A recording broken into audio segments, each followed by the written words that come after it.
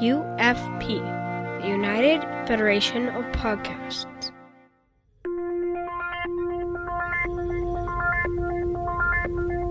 Engage. 78 years have passed since the days of the original USS Enterprise. Now a new Galaxy starship has been designed.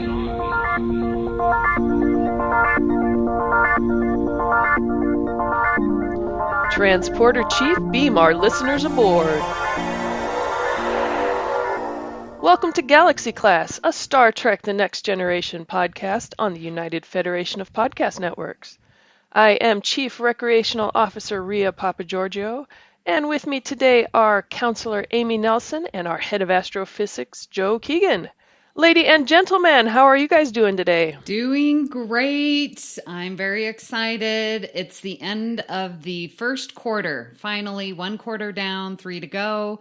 My kids are emailing me constantly, Miss Nelson, how can I raise my grade? I'm like, you should have done the work. What do you want? Can I do extra credit? No, do the work I assigned. Don't do anything extra. Just do the work I assign. But, gotta love the kids. Think it's some sort of like all-you-can-eat buffet and pick and choose. And, yeah. No, I don't want to eat the vegetables, but can I eat some extra dessert for extra credit? Exactly. No, not how it works. Good analogy. I like it. I should be the counselor in Lower Decks and put everything in food metaphors. Exactly. That was so fun. So it's holiday time for me as well. I'm off for the next week, which is good. What, do you ever work? Well, Why do you have a week It's me that off? asks you that. We call it our October week. We always get a week in October off. It's the end of our first term. Because remember, we go back in August. As was I. But you usually go back in Thanksgiving or something. and then finish up the year at Christmas. No, I think. remember, because school's starting the 1st of August, and I was going to be missing STLV because we're starting so early. Yeah. Yeah. I remember. Do you get a holiday at this time? No. No. Or do you No. just continue your first quarter and it goes directly into your second quarter? Yep. No breaks. We usually get a holiday in between our terms, our semesters. That's really nice. They did that when I taught in Utah. So they would end the quarter and then we'd have a teacher work day to get our grades done. But not here in Clark County. And it's very annoying because I had to have my grades done Friday at noon. And then Monday we're starting second quarter. Oh, interesting. Yeah. Cool. Yuck. Well, some of us have to work year-round, and the only way to get a week off in October is to have eye surgery. So I've been off all of this Your week. makeup is so well done. Oh, yes. The purple will bring out my eyes. Oh, wow. I know. I look like I headbutted a Klingon. True. So, yeah, I'm still remaining now. Every week I generally try and change my post aboard the Galaxy class starship. This week I'm staying as head of astrophysics because they announced the Nobel Prizes this week, and the Nobel Prize for Physics they split it 2 ways, but between 3 people. So the first half of the prize went to a guy, I think he was an American physicist, who basically discovered he proved that the physics around black holes agree with Einstein's theory of general relativity, which was quite big news. And the other half of the prize gets shared between 2 scientists who discovered and confirmed that the existence of a supermassive black hole at the centre of the Milky Way galaxy. And wasn't one of those a woman? I think, yes, one of them was. Yes, she definitely was. I cannot remember her name for the life of me, but yes, she was. Becoming the 4th ever woman to win a Nobel Prize for Physics. Oh, really? Wow. Didn't know this. Yeah. For those of us that keep track. Very exciting week in terms of physics, because I happened to be teaching my advanced higher physics class about black holes right when they did the announcement, so we watched it live from Sweden. Oh, awesome. Awesome. Perfect. Very cool. Well, let's check the communication array to see if we have any comments from our listeners. Logs accessed. From the Federation Council Chambers, our listener forum on Facebook, we do have a couple of comments in response to our latest Batleth battles between the episodes Cost of Living and Shades of Grey. All right, well, we have Vera Bible, who writes, not exactly a clash of the titans with these two episodes, LOL, but I agree with you guys that even a bad Star Trek is more enjoyable than many other TV shows. Regarding Shades of Grey, I understand the showrunners needed to save money and 15 minutes of content being taffy-pulled into 46 minutes. For that reason alone, I chose Cost of Living, though I do think Cost of Living is a better episode overall. I love Lwaxana. She's vivacious, funny, caring, and adds much-needed levity to almost every episode she's in. Always love the Batleth battles, and I'm looking forward to the next one. Well, thank you, Vera, for your comment. I actually quite enjoy Shades of Grey, but I like Cost of Living too, so I don't know what I would choose. I'm still ashamed about that podcast episode. That's the one where I got the episodes wrong. It was Shades of Grey and what was it? Half a Life. Half a Life, yeah, the one with Dr. Timmerson. Oh. And I thought, there's no contest there. It's definitely Half a Life. It turns out we weren't talking about Half a Life. Yeah. Oh, double face palm. So, yeah, thanks for your comment, Vera. I kind of enjoy Shades of Grey. It's just when it becomes a clip show so early on in TNG's run that it gets a little bit dull. Oh, Joe, I wanted to talk to you because we've been watching SG-1 and I finally finished. And SG-1... All of it? You felt it? Yes. Oh, yes. Yes, all 10 seasons. It took me like 10 months. Wow. But SG-1 has a couple of clip shows and man, they do it right. I was watching, I think there's two of them that I vaguely remember. And I was just like, they do this so much better than in Shades of Grey. But I still like Shades of Grey because I understand what a clip show is. But man, SG-1, they did it right. Yeah. I'm kind of struggling. It's been a while since I rewatched, so yeah. Don't ask me any more specifics. I just remember that I liked it. Yeah. And no spoilers, please, because I've never seen it. Oh, Amy, Rhea, sorry. You just watch it. It's so good. Do you know what I really like about it? It's like set present day, but it very quickly over the years becomes like almost TNG-like in how advanced humans become because we beg, borrow, and steal technology from loads of other races. Yeah. So it's very cool. Well, if I had the kind of time off that you did, Joe, I'd have time to watch it. True. Amy, you have to watch Stargate Atlantis next. It's only 5 seasons. Okay. All right. Do it. Atlantis comes next and then Universe, or does it not really matter? You just think Atlantis is the better? Atlantis is by far the better. Okay. Universe is very dark. Okay. Like far too dark, and is there 2 seasons or 1 or? Yeah, I think it's just 2. It's okay. Not my favorite. All right, I will get on Stargate Atlantis next. Nice. So Chrissie De Clerck-Szilagyi says, the idea of using new clips reminds me of the Golden Girls. They had a number of clip shows that were composed of moments that had not been seen before. I did not know this. Do you know what? See, every gay person that I know, they're a huge fan of the Golden Girls, and I am not. I remember watching it when I was younger, and I didn't quite get it. My mum used to have it on, like, on a Sunday night when they aired it in the UK, and I just didn't get it. But that's interesting, using all the deleted scenes to do clip shows. Idea. That is an awesome idea. Yeah. That'd be a money saver. Yeah, it's already been shot. They've got the footage. And the Golden Girls, because I used to watch that show too, and both of my sisters love that show. But, they would, like, create scenes and present them as flashbacks or clips or something, but they were like brand new moments. Interesting. But, yeah, that'd be cool. Well, it's kind of like what Picard did. Oh, sorry, Joe. With the flashback scenes. But anyway. Okay. This is the captain. Senior officers will report to my ready room immediately. Today we will be continuing our quality check series. We're getting to the tough stuff now. Season 3 of Enterprise, or I'm sorry, Season 3 of The Next Generation. Welcome to Galaxy Class. Galaxy Class, got it.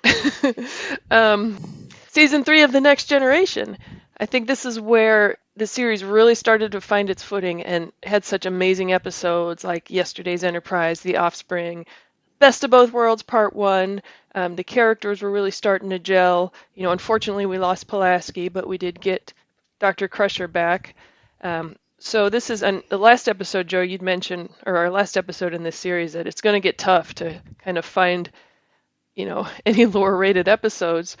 And per IMDb, the 10 lowest rated episodes of season 3 rated between a 7.3 and a 6.3. That was the lowest rated episode of the season. So we're talking about episodes that really aren't that bad. Yeah, the tagline for this series that we're doing is finding the good in the badly rated episodes, according to IMDb and the people that post reviews. But there's nothing like 6.3 out of 10. That's a solid score. If you were if you were anything like a 63% in a test in Scotland, that's quite good.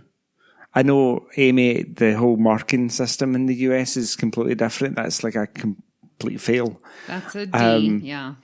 Yeah. So our Ds are like 40 to 49%. A C would be 50 to 59. A B is 60 to 69. And then an A is anything above 70. F. Okay. Oh, okay. Yeah, it's a thing, yeah. Well, it's interesting because I was looking at those numbers and I'm like, yeah, the lowest episode was rated 6.3, where that was almost the highest from season 2. So season 2, I looked back on your notes, like the lowest is 3.4 with, and then up to 6.6 for the lowest 10. So there is a much larger span, you know, between the bad and the 10 episodes. And here we're going from a 6.3 to a 7.3. That's only a range of 1. You know, and so it is getting very difficult. And when I went to start to say, okay, which one should I watch and review? And I'm like, oh, that one's good. That one's good. That can't be on the list. Almost every episode. So yeah, it is getting difficult. And there are a couple on this list that I don't enjoy watching for various reasons that I'm sure we'll get into, but it doesn't make them bad episodes. There's just stuff about them that rubs me the wrong way. Agreed. I watched one, I won't mention it just now, I watched one earlier, and while I think for the most part the A storyline's a good episode, but there's parts of the B storyline that really irritate me. And I don't think I've noticed it until now. I can't wait to hear about it. Well, let's go around the virtual room and Amy, what would you like to start with? Okay, so 3 guesses. This is my first time doing quality check with you guys. So I wanted to really push myself. And out of these 10 episodes that are rated the lowest, my lowest probably in all of TNG, I really don't like this episode. And that is Menage a Troy. And I know that's going to shock many because I love Troy. But I find the story so unbelievable. It's not even a good story at all. And the premise of it, the acting is okay. It's a Ferengi episode. So as I was watching this, I was like, okay, there's got to be something good. And the good happens in the last 5 minutes. One, we get Wesley promoted to full ensign and not acting ensign. And so then he comes out wearing his uniform and he just looks so good. And so for that makes it, I'm finding the highs of this low episode. And then we, of course, have the famous meme of Picard holding out his arms and giving his sonnet and soliloquy for Lwaxana to save her. And if she's not in my arms in 10 seconds, you will be destroyed. It is better to have loved and lost than to have never loved at all. And So for those meme purposes, then that would be a highlight. And then finally, the third highlight for Menage a Troy is the Riker and Troy relationship, where they remember and they, sort of go back and, oh, what did we have? But now we're really good friends, and she's defending her relationship to Lwaxana and what good friends we are, and it's not a mistake, and we're in a good place.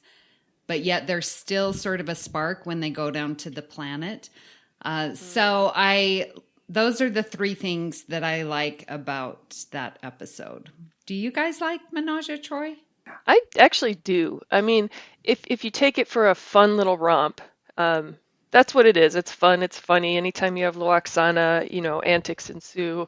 The scene with Picard too, and then I love kind of the meta-ness of it, because you have Patrick Stewart, the Shakespearean actor playing Jean-Luc Picard doing bad Shakespeare, and you could just see how much fun he's having with it. I just love that scene.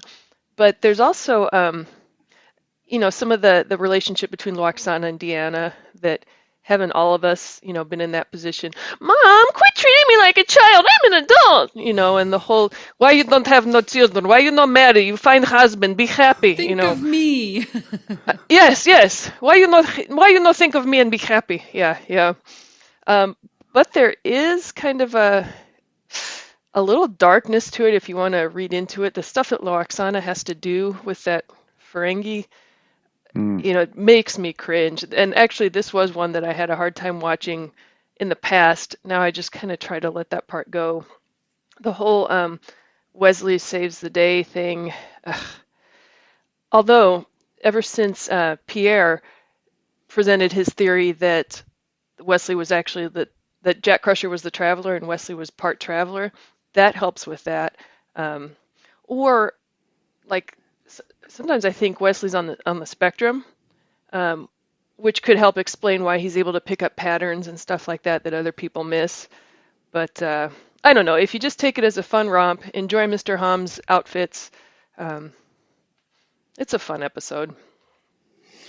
Yeah, I think this must have been one of the first episodes of TNG that I saw.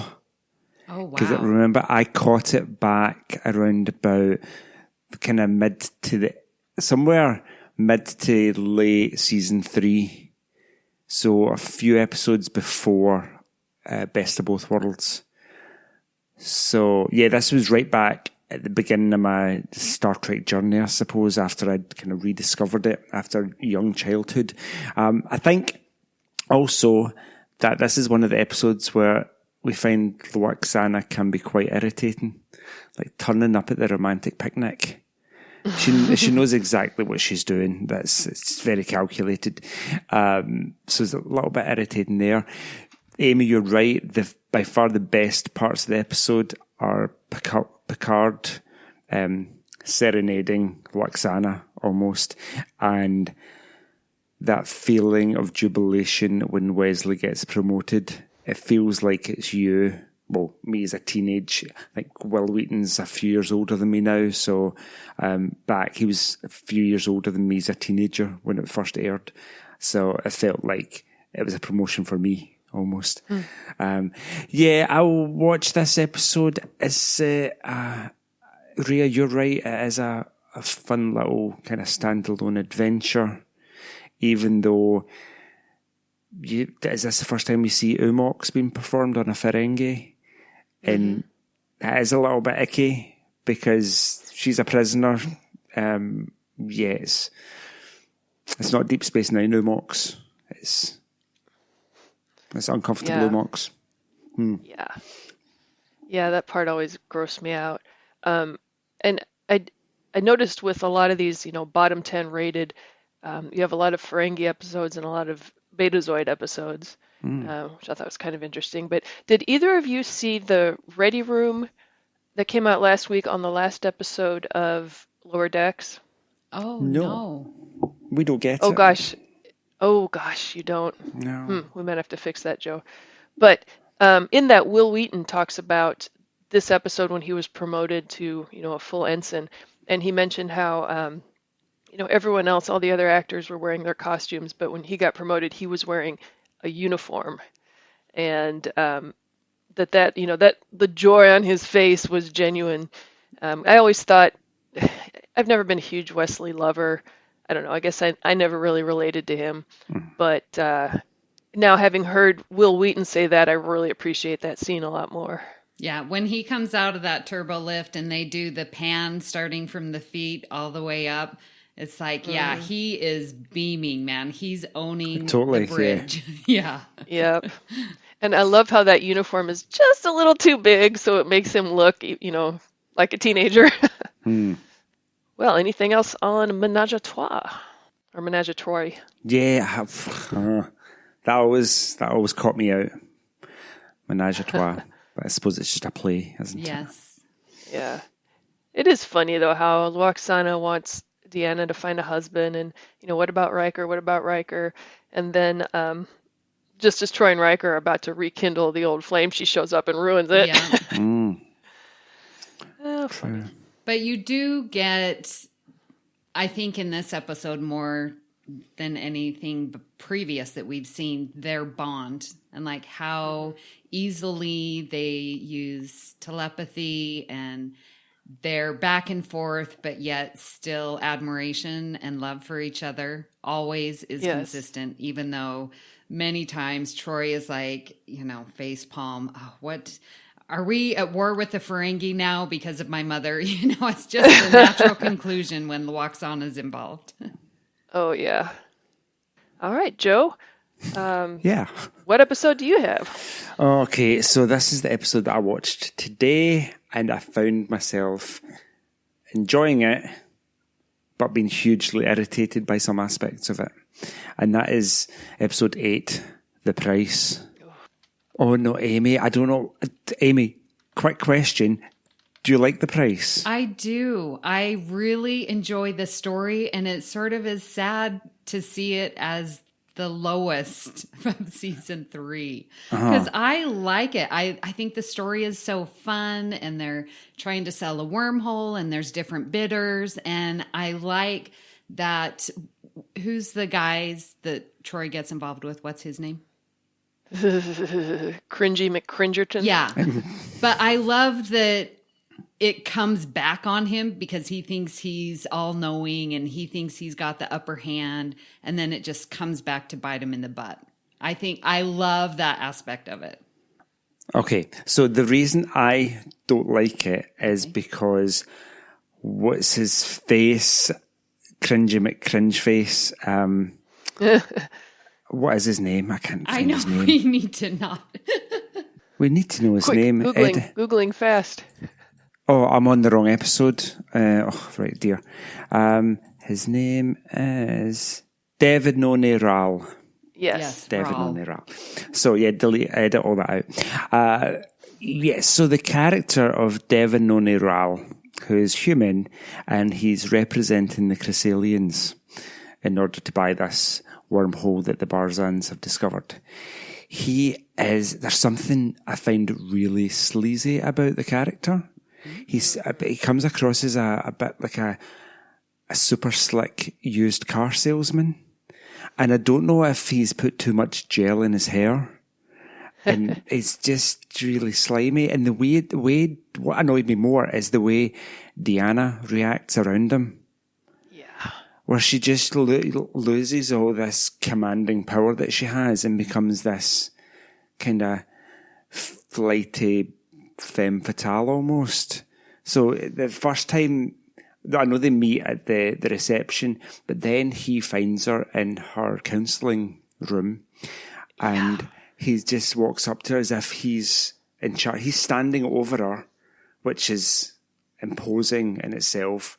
And then she just kind of quivers into jelly as if this man's so powerful and I can't do anything to stop myself. And it's like, you're better than reacting like that, Deanna.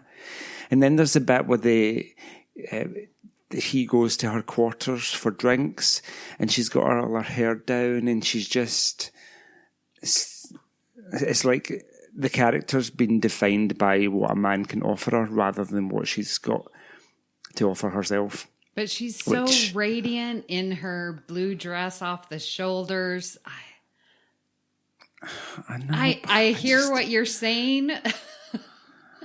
I didn't buy it. Yeah, I mean, pardon me while I go throw up in my mouth a little bit. Did anyone else notice a parallel between that scene when he's in her quarters and in Space Seed, the original series episode with Khan, where Khan goes into Marlena MacGyver's quarters and he tells her to, actually he takes her hair down and tells her how to wear it, and the way that he, what's the word I'm trying to think of, kind of dominates and manipulates her. That's what, okay, this is the episode that I can't stand to watch it. And it was just on TV a few nights ago on H&I, and I did not watch it because it really makes me want to throw up in my mouth because of him.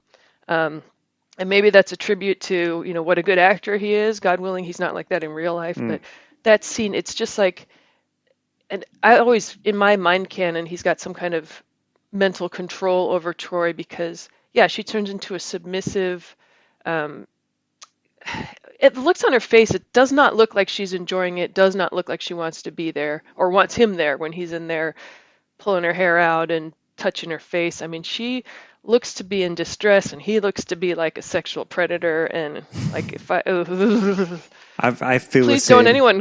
Don't cosplay like him because I'll probably punch you in the face. Anyway. Yeah, it's interesting. If it was, would we feel the same if it was flipped about? I think not. If it was like a male bridge officer, if it was Geordie, say, in this, the Cressalian negotiator was a female, would we feel the same? I don't think we would.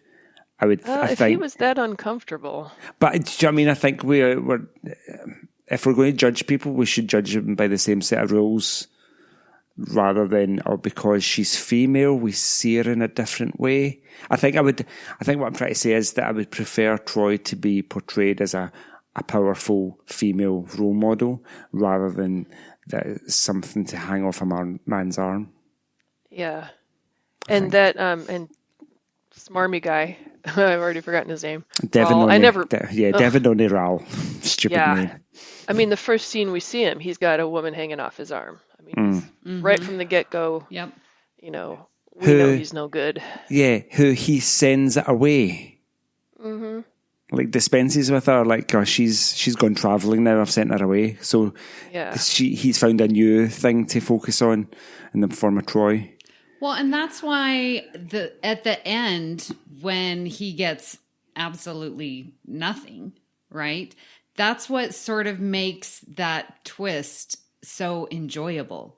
Because, he is a creep and he's got all this confidence in himself that's sort of misplaced and he thinks he's better than everyone else. And so I just love seeing people get taken down a peg that deserve it. Absolutely. Yeah. And what is interesting, the Ferengi in this episode, when they get lost at the other side of the wormhole, they get discovered by Voyager en route home. They have basically taken over this colony of aliens and they're acting as their gods in a Voyager episode, which is called... Anybody? Oh, I'm trying to think. It's either got the word price or profit in the title. You're right, but I cannot find it. False Prophets? Profit and Loss? Or is that... Profit and Loss is DS9. Oh, okay, not Profit and Loss then. That's one of the things I like about this episode. I loved how they found them in Voyager. Like, that's just too cool. I don't think that I realized False Prophets. That. False Prophets. You were right, Rhea. Because they presented themselves as prophets. Huh. I love that we can make a pun on that word in English. Interesting. I didn't realize that. And again, another episode with Ferengi and Betazoids. Yeah. On the low end. So, Rhea, what's your first pick of episode? Oh, so wait a minute. Joe, did you say have we not finished? Why you liked it? I said why I liked it. Oh, yeah. What did you like in this, Joe? What's the high of this low-rated What's good about it? I like the A storyline, the negotiating for the Barzan wormhole, and the fact that through superior intellect, Geordie and Data don't get lost on the other side of the galaxy, Yes. but the Ferengis do. So that bit, there's the only things I find wrong with the episode are Devon O'Neil and Troy's reaction to him. Everything else I really enjoy. Yeah. And some of the prosthetic makeup, the Barzan makeup, and there's the other alien guy now, the big tall guy with the big tall forehead. Mm-hmm. Yeah. His makeup's really solid as well. Yeah. I think that's one thing I like about Star Trek. Prosthetic face makeup is always really solid. And don't forget the painful gymnastics stretching scene with Troy and Crusher. Yeah, that builds their friendship. That's good. What is that test called? I know exactly what you're saying. It's yeah. It's a really simple test, but can a piece of media have two women talk about something other than a man? And I think that this episode fails on that test because Crusher and Big Troy time. are just talking about men. The Bechdel Yes. test. Bechdel, yes. Okay. Yes. Yeah, that fails big time. Although, Joe and Ewan, that would make great cosplay. For you two. Yes, I'm totally there. Some I'd love it. leotards, some shiny Yes. spandex. I'm Yes. all over that. Whenever we get to go to conventions again. Listeners, you heard it here. Joe and Ewan. STLV calisthenics. 2021. Yes! Sweet. Holding you to it. In the middle of the vendor's room. Turn Funny. the fan on in here. Yeah, I'd bend over and split a seam or something, then hotel security would have to escort me out because I'd be half naked. Oh dear. Let's move on, Rhea. What's your first Moving choice? right along. Okay. Well, interesting because I guess I'm picking an episode I like. I would have picked, actually, you guys both took my first two picks. So I'm going to go with Captain's Holiday Oh, because I really do like that episode. I'm glad you chose it because I can't stand this one. Oh, good. Then we'll have stuff to talk about. And as I understand it, there was kind of a mandate from Patrick Stewart to, what was it, bring in more, Action. sex, drugs, and rock and roll and action. Yeah. And that's what I like about this episode is it actually turns out to be his perfect holiday, not sitting around reading a book, but, fighting the Ferengi or the Ferengi rear their ugly heads again. Pun intended. And, a little romance and a little excitement and a little danger. And archaeology. And archaeology, yes, right up Picard's alley. So, I don't know, there's an awful lot I do like about this episode. Picard, lounging poolside with his Really tight chest. shorts on. Yeah. Yep. I love the Riker and Troy interplay. Like at the beginning of the episode, no one can convince Picard to take this holiday until Troy mentions that her mother will be joining them for a week. So again, Loaxana, comes into the picture again, and that's when Picard's like, wait a minute. And I love that he's not tricked. He knows what everyone's doing. Okay, fine, I will go to Ryza. And the Horgon thing and Riker and the silly Riker grin. And so there's a lot I like about this episode. But I would be curious to see what y'all don't like. I guess this one's a backwards quality check episode. I like this episode. I kind of like what's his name? What's the guy's name? Harrison Ford. Oh, Wait, no, the other guy. Indiana Jones. Indiana Yes. Jones, yeah. It's kind of got that Indiana Jones-like quality with that slightly less action in it. Captain Picard's on holiday. It's this idyllic spot with like a beach resort idea, but he gets embroiled in some kind of adventure. I've always enjoyed this episode, with the one downside, Vash is in it, and I just really don't like the character of Vash. I find her quite irritating, and I don't know why, really. I've never put my finger on why I find Vash so irritating. But other than that, I like it. There's cool aliens in it. There's the Toxotat. There's some time travel. Yeah. Yeah. But Amy, what do you not like about it? Well, you summed it up. The one word, Vosh. Vash, okay. Can't stand her. And I just feel like Picard is way too smart to be falling for her antics and for her tomfoolery that she does. And I'm just like, he wouldn't, there's no connection there. It annoys me. She's annoying. And the fact that she, out of all the characters that come back, I'm like, we could have had Kalar come back 20 more times and that would have been awesome. Or so many other just one-offs. And she's the one who comes back for multiple episodes. Ugh. And then gets hooked up with the Q. Ugh. I'm not a fan of Vosh. So what's good about it? I like the teasing and the interaction, like you said at the beginning with Riker and Picard and, you know, that teasing. Yeah, you need to go. And so I like seeing that character development, that they're a little bit more relaxed instead of so, you know, on point for every single mission, that we get to see that. So I'll say that's a good thing. One thing about actually all these episodes, this whole season, is we're 31 years later and we're looking back on this season with this whole universe that's been built since then. I mean, I think season 3 was the springboard. You know, thanks be to God, Next Generation made it to season 3, because at the time, seasons 1 and 2 were a little rough. And watching season 3 at the time, like watching this episode when it first aired, you know, yeah, who's this Vash and what's this Risa? This is our first introduction of Risa, too.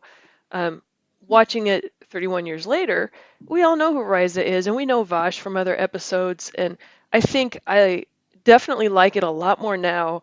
And I don't remember the first time I watched it. I do remember, not liking Vash at first, but the fact that she's come back a couple times, she's kind of grown on me. Kind of like Q and Loaxana I found irritating at first, but you know, through repeated exposures, now I like them both. So that was one thing that kind of struck me with all of these episodes is just, I don't know how much more we can appreciate them now with 31 years of perspective. And again, this whole awesome universe that's been created. And I would love to talk about Lower Decks, but this is not the place. Well, and what you were saying just really reminded me, it feels so much like Whiplash with Picard, because he's been so consistent. He's been the diplomat. He's been the standard bearer. He's been the one in charge. He's been the one that we all look up to. And then, bam, he's Indiana Jones. And it's like, well, where's my Picard that I have known and loved for 3 seasons? So for me, there's a bit of that whiplash with this episode. Gotcha.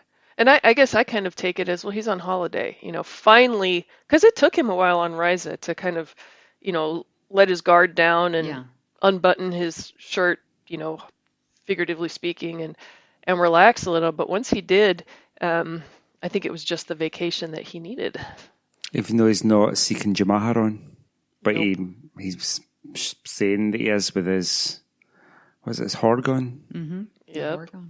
Mm-hmm. He wasn't seeking it, but he found it. He got it. I would also love to see the conversation between him and Riker about the Horgon, but yeah, it's just left up to our imagination, isn't it? Mm-hmm. It's Riker, funny in my imagination. When Riker gets demoted. A quick round 2. Amy, what have you got? Okay, so another episode that is okay. I just find it boring. Like Menage a Troi, I didn't enjoy the storyline, and that is Transfigurations. And it was interesting that Menage a Troi is episode 24, and then Transfiguration is 25. Like for me, the end of season 3, obviously poo-poo, until you get to Best of Both Worlds, and then, you know. But those 2 episodes, I find so forgettable. Transfigurations does not excite me at all. Beverly is beautiful, and I like seeing her be such an awesome doctor and helping John Doe. But I'm just really, through the whole thing, I'm just like, this is so boring. This is so boring. Help me out, guys. What do you like about Transfigurations? I love it. I think. Really? Okay. Do you know what? When I remember first seeing TNG, Transfigurations is what I always remember. There's something that stuck with me about it. There's something about this the discovery of science, and how they leave it completely unknown. They don't solve the mystery at the end. Right. They allow the mystery to keep going until John Doe goes through the process of evolution and changes into an energy being and leaves the ship to return to his homeworld to help with this process of evolution that his species is going through. So there's something kind of fascinating about that. A part of Star Trek that isn't just all science in solving mysteries. It's left a bit unknown. We never go back to it again. Do we even ever see any other forms of kind of leaving your corporeal self behind? And I mean, outside of Ian and the child in season 2. yeah. And Lower Decks. Well, yeah. The Ascension. Or the koala. And I was wondering if the Ascension was, from this episode. Oh, I think so. Yeah. But I'm kind of with you, Amy, where this episode kind of, I always forget. People will say Transfigurations. Yeah. I'm like, okay, what is that one? But the fun thing, I don't know how fun it is because it sets up Geordi to be this loser with women. And it starts here, and we have Worf training him, which is hilarious. So for that, that would be a high for me, I guess. I think that it's a little bonk on the head with, how the alien race, they're so, xenophobic isn't even the right word, but just so like rigid about these, people have to be destroyed because they're evolving. But, there's some deeper meaning in there, I guess, for tolerance and exploration of the unknown. And the one line that he tells Geordi, because Geordi walks up to him at the end and he's like, hey, I want to thank you. I have self-confidence. You must have given that to me. And then he's like, well, maybe you just found something that you already had. And I thought, okay, that's a good message. All right. Mm-hmm. Just like in Mud's Women. So we agreed it's a really good episode. I just want to check. Whatever you say, Joe. I've always enjoyed it. I think there's something really attractive about John Doe. Yes. Beverly falls for him. Oh, and that reminds me. I do like the conversation that Beverly and Wesley have because he's sort of questioning Beverly, his mother. It's like, are you developing feelings? And it almost opens the dialogue of Beverly dating again. And I think that that's important for their mother-son relationship. Although I don't like the whole, it's something spiritual. I don't know. But then I'm the most unromantic person on the face of the earth. So. Yeah, look, Google Mark Lamura, who plays John Doe. There's something about him. He's got the kind of look like, what's his name? Oh, I can't remember his name now. The Outrageous Sakona? No. An old Hollywood actor, not Robert Redford, the other one, Paul Newman. There's a Paul Newman look about him. I love me some Paul Newman. Okay, I just Googled him and he's handsome. Yeah, I like that. Nice. So it's a good episode. All right, Joe, what's your second pick? Let me see. What am I going to pick?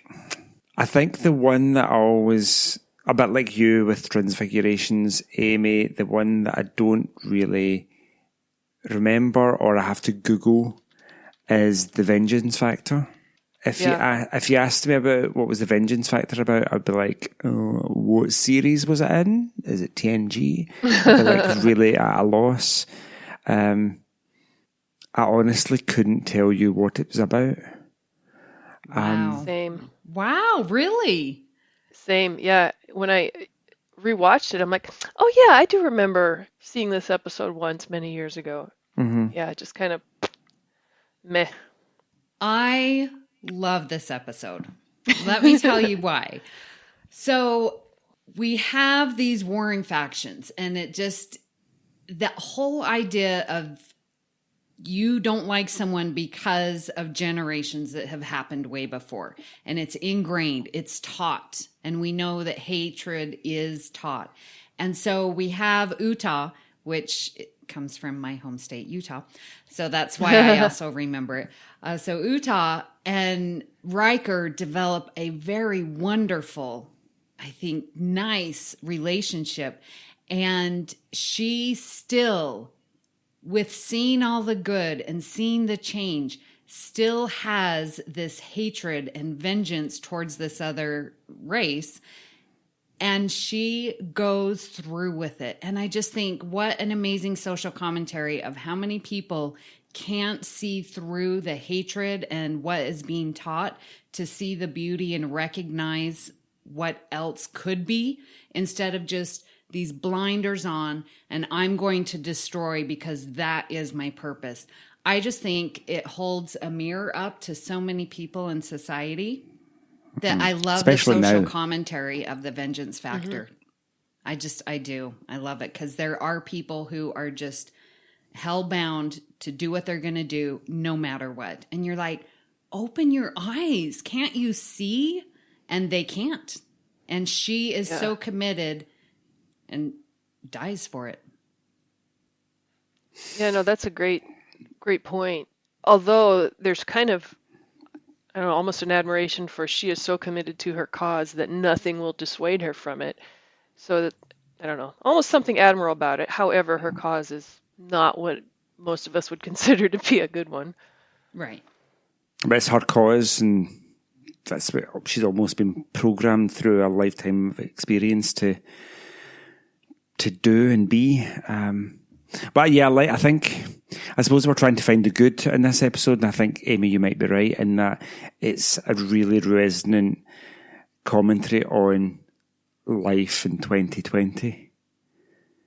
How people have very binary views about some things, especially politics, which we won't get into, but politics is very difficult because people believe what they want to believe, and no amount of evidence or proof will make them believe otherwise. Yeah, they really identify with that's where I kind of equate American politics to a religion. I used to equate it to a sport, and again, just to make fun of people because I'm a bad person, but now I really think it's a religion, and people think that this politician is going to be my savior, and this political party is going to, change society for the better and improve the world, and so people put their blinders on, and they're so focused on, my team, my leader, my party, my saviors, that they don't stop and, I don't know, look at the world falling apart around them. Yeah. But actually, my favorite part of this episode is when Riker kills Utah. Well, and it pains him, and it again goes to what they built together for this friendship. Yeah. Because he's so hopeful. He's the opposite, Because he stuns her a couple times, but she's not going to give up. Oh. And so finally he has to kill her. I think that's a great scene. It is. It's heart-wrenching. Yes. Not just because I'm a bad person, Joe. I didn't say, you said you were a bad person. I did not say that. That's right. Don't put words in my mouth. At least I'm not a liar. Yeah. Apart from lying about me saying you were a bad person. So I just misremembered. Mm-hmm. Sure. You were thinking it. No, lies. Okay, Rhea, what was your third episode in Don't Pick Tin Man? Because it's an amazing episode. I wasn't going to pick Tin Man. I think, again, it's another kind of, it brings up a point of people on the spectrum. And like this guy has no social skills and people treat him like crap because of it. But we're not talking about that episode. So appreciate your people who are on the spectrum.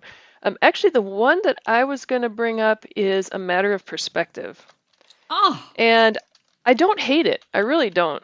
I mean, aside from a couple that are tough to watch, of these 10. I don't hate any of them, but a matter of perspective, I think what kind of rubs me a little bit the wrong way is how tropey it is. Although it did provide, a plot line for a Voyager episode with Tom Paris. Yes. And then the whole, and again, this is 1989, so things were different then. But nowadays, you couldn't do a story where a woman accuses a man of rape or attempted rape and is discredited. Nowadays, that's dangerous ground. But I am glad that this episode exists because sometimes it is a matter of perspective. More often than not, though, let's not get on Rhea's soapbox here about women are not sex objects and we have the right to exist without Jamaharon. And there's nothing wrong with those of us who don't want Jamaharon. But again, that's another soapbox for another time. But one cool thing about that episode is the holodeck recreations for the trial. I thought that was really cool. And then the fact that even the holodeck simulations could create the Krieger rays and the way they solved the mystery, I thought was pretty cool. So again, not an episode I hate. There's some stuff that could be a little dicey, but a cool episode. I'm a bit of a sucker for a legal drama. And so I think that's why I like this episode. It could be literally about anything.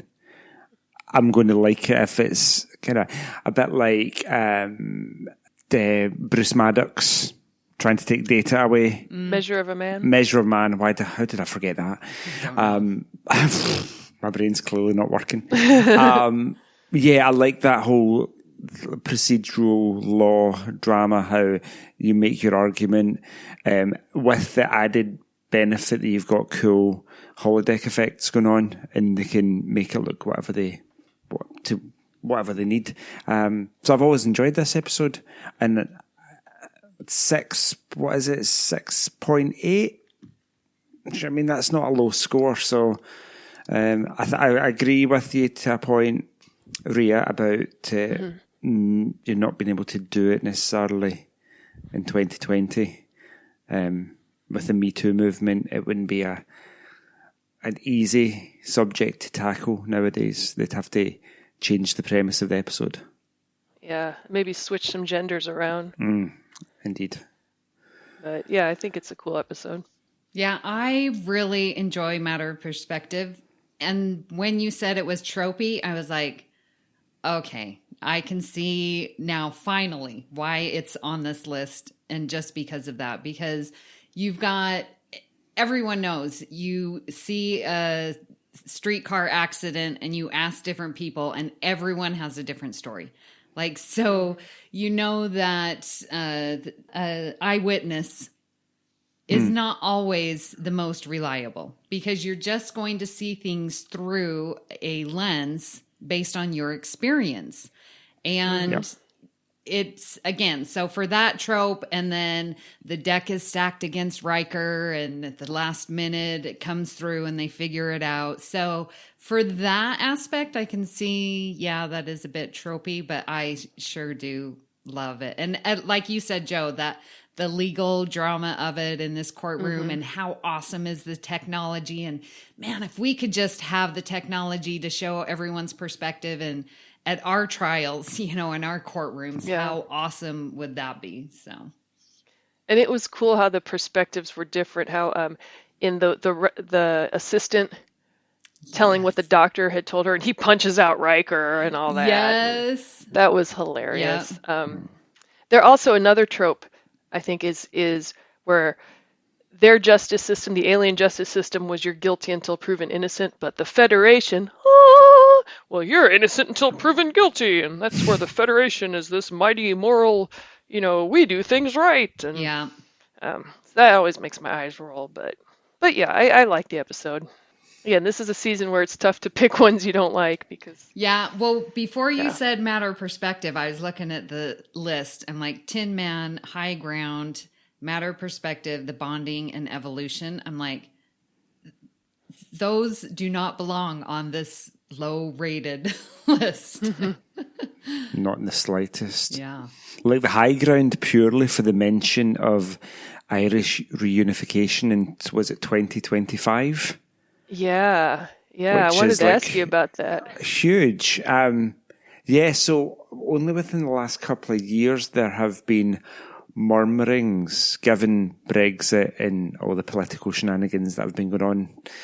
There have been murmurings of Northern Ireland, which is it's a part of the United Kingdom, let's call it that, with them kind of seceding from the United Kingdom and rejoining the Republic of Ireland to form a united Ireland, which is it's a huge thing.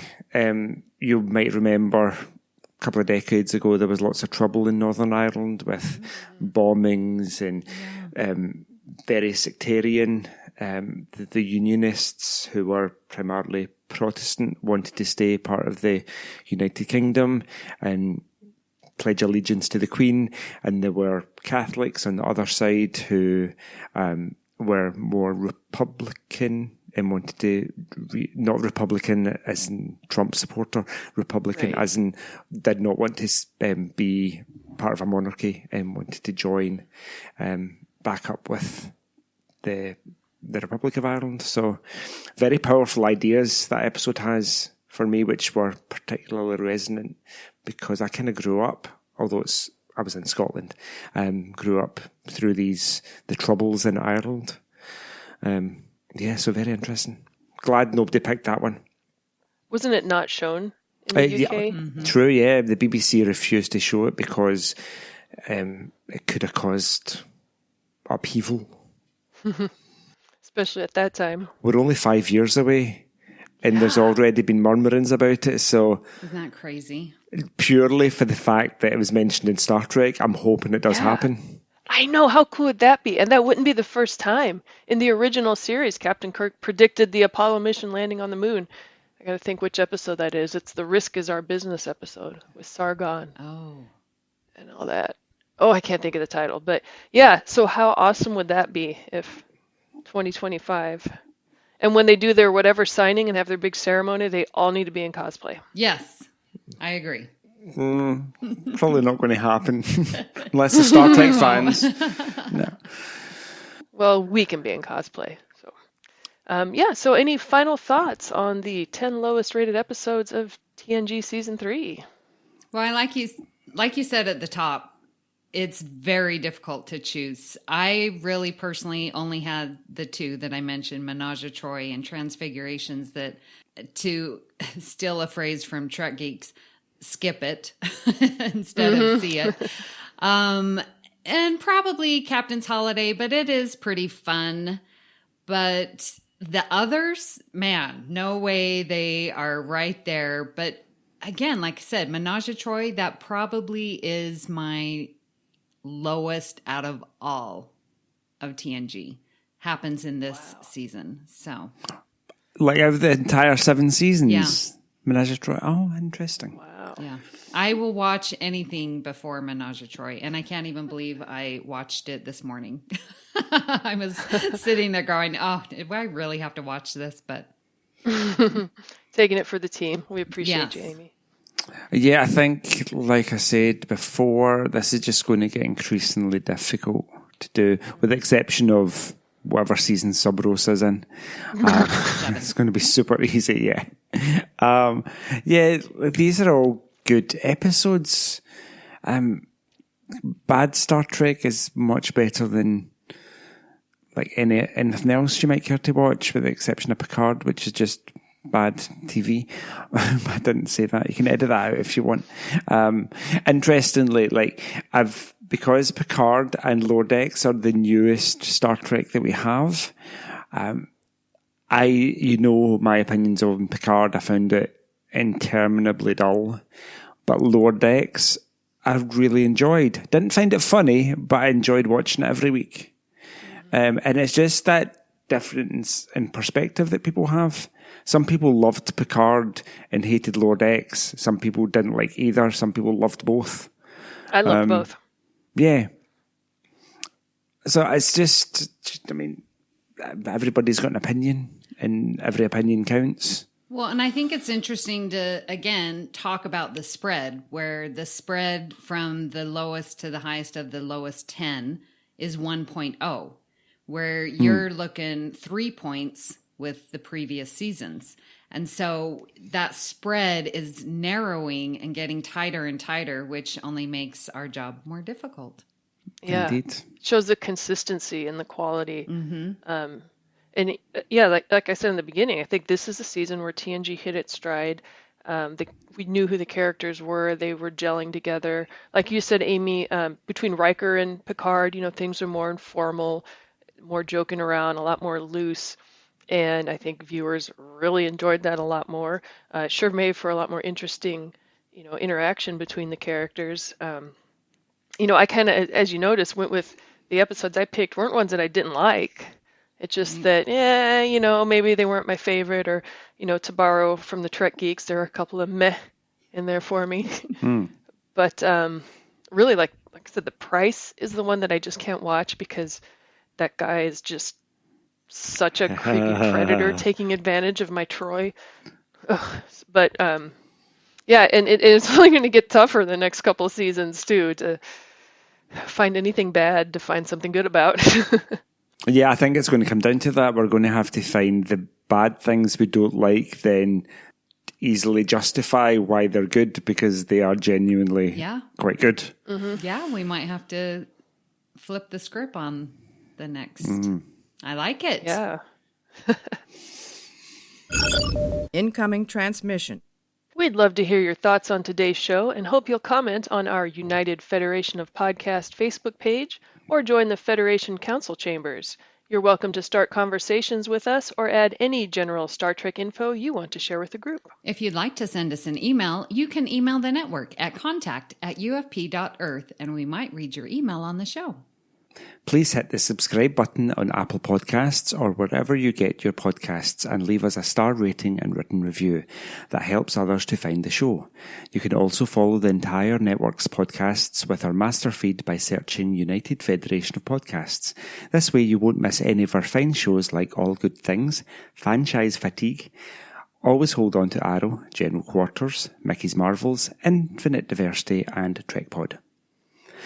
So, Amy, what section of the ship can you be found while trying to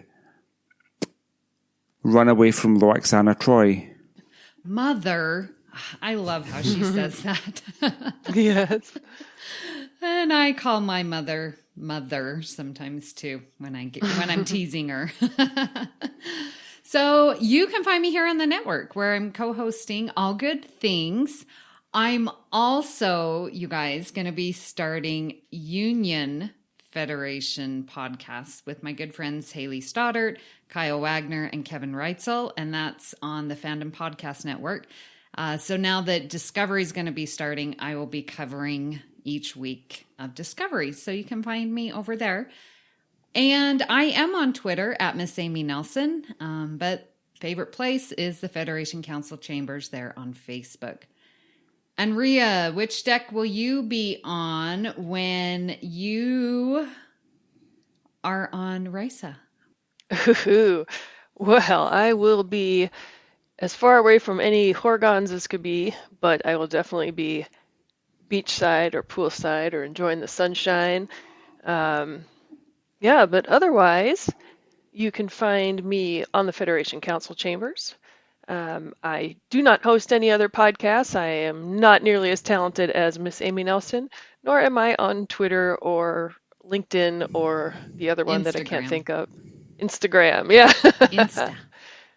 Instagram. No, I'm on like Slowgram. You can send me letters. You could even actually send me an email to the contact@ufp.earth if you're interested. But I totally loved on Lower Decks when they were the Pack-Leds. I, of course, thought of you, Rhea. I was like, oh. Me too. I'm like, oh, I can't be a Pack-Led anymore. And I totally thought of you, Amy, in that episode. Yes! Oh my gosh. Oh my gosh. I had people like messaging me and they're like, have you seen it? I'm like, no, I don't think I'm going to get to it till like Saturday. They're like, you have to watch it tonight. And so I did watch it and I was so glad. only reason I didn't message you is because I didn't want to like spoiler alert you, or spoiler you. Yes. But yeah, that was wonderful. Sorry to any fans that haven't seen it yet, but it was awesome. Well, we didn't say too much. No. So Joe, will you be found on the saucer section or the battle section when you are battling Starfleet's enemies and running away from the seductive predator whose name I don't remember? Rawl. Diminoniral. But I'd be running. If it was anybody else, then I'd maybe be in the saucy section. And not running away. But if it's him, then definitely running away. And I would be running away to the holodeck and creating a labyrinth with a ziggurat at the centre and then a palace made out of ice crystals that I could hide in. When I'm not doing that, though, because that sounds like it'd be quite time-consuming, you can find me on the Federation Council Chambers. You can also tweet me on the Twitter at JoeyJoe77UK, and you can email me, joepodcasts@gmail.com, and you could also sign my petition, which is make Rhea TikTok famous. And this is to create a TikTok account for Rhea Papagiorgio and make her super famous.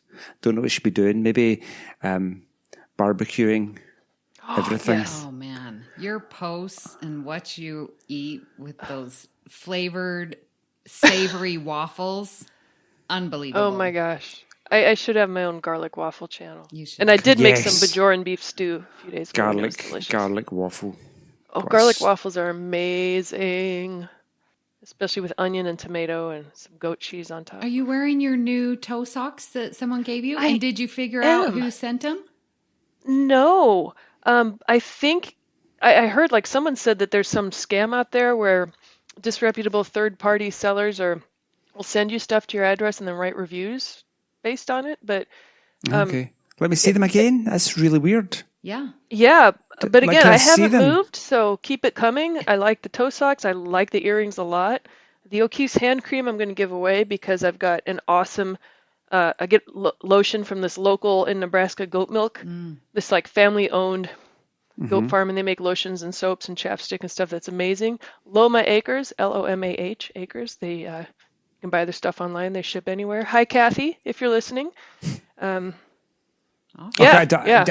keep it coming, random disreputable people. You keep on moving your toes too quickly and I can't see your toe socks. That just kind of creeps me out. Good, I was just wanted to take a screenshot. I saw them fine first time. I heard the click. Yeah. It's all good. Nice. Better not than my face. Never. Lies. Priority 1 message from Starfleet coming in on secured channel. If you'd like to help us keep all our shows coming to you each week, you can become a patron of the network on Patreon. Visit patreon.com/UFPearth. That's patreon.com/UFPearth to get all the details. We have 4 different levels starting at just $1 per month and would appreciate any support you can give us. We would like to recognize our executive producers, Brandon Shea Mutella, Ken Tripp, Zach Moore, and Tony Robinson. We would also like to thank Zach Tripp for our opening and closing music, and Tony Robinson for our amazing artwork each and every week. Thank you for beaming aboard the Galaxy class, and until next time... Look, I don't mean to appear rude, but I am not seeking Jamaharon. Turn a disadvantage into an advantage. I also am not seeking Jamaharon. Stay classy, Galaxy. I am seeking Jamaharon. Anybody? Please. You win!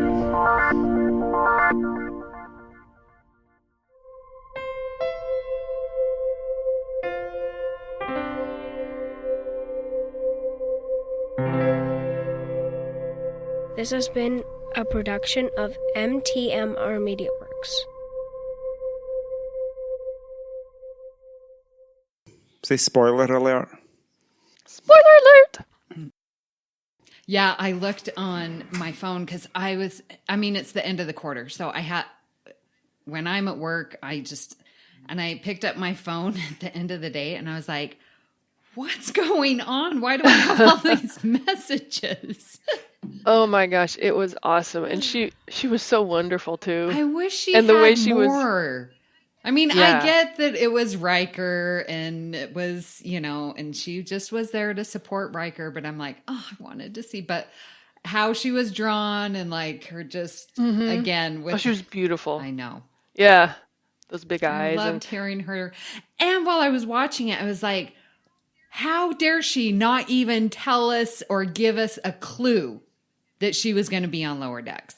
And then I was like, oh, but how wonderful is the surprise? I know. That they kept it a surprise that long. I know. Like that doesn't That was happen anymore. Awesome. No, Yeah. especially with Frakes. Oh my gosh, I know. NDA, what's that? Yeah. Mirror universe. But it was so cool how they hinted at the Titan, or they mentioned the Titan earlier, and then she's like, no, we're going to go in. And Yeah. then like the Titan came back and you're like, and the TNG theme music yes. was so Yes! beautiful. Oh, it was awesome.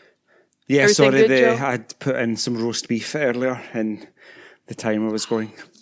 So Making some Bajoran beef dinner's stew. ready. Oh, my throat was sore from yelling, Shax! I loved him. yeah, oh yeah.